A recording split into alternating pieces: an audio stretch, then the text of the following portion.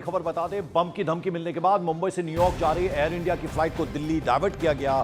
Delhi IGI airport पर विमान की जांच की जा रही है। क्रू मेंबर्स और यात्रियों को सुरक्षित विमान से उतार लिया गया है। दीपक बिष्ट हमारे सहयोगी हमारे साथ। दीपक, वो जो जांच चल रही थी, क्या वो पूरी हो गई है, कंप्लीट हो गई? क्या इंफॉर्मेशन, क्या अपडेट?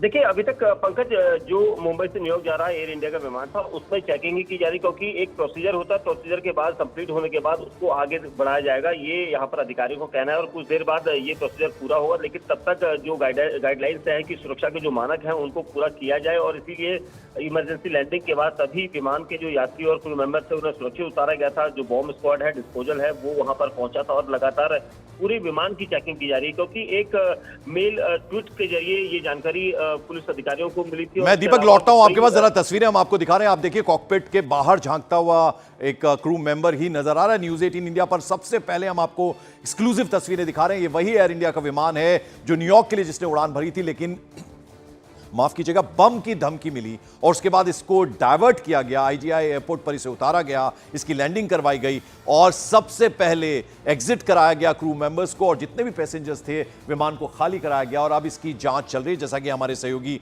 दीपक बता रहे हैं। दीपक, अब जाहिर बात है जब इस तरह की इंफॉर्मेशन आती है और पैनिक सिचुएशन हो जाता है, क्योंकि पैसेंजर्स जो सफर कर रहे होते हैं वो एकदम डर जाते हैं, सहम जाते हैं।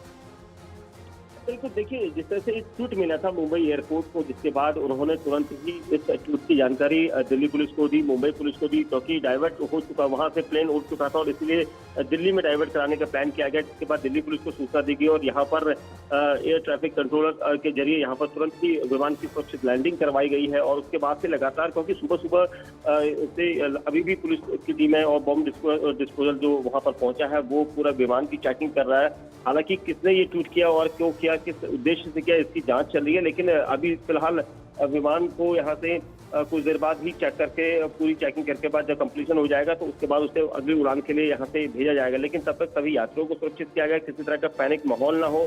लोगों को बताया गया कि जो यात्री है वहाँ पर किस तरह का वीडियो वायरल ना करे जिससे कोई तरह की पैनिक स्थिति पहुंचे।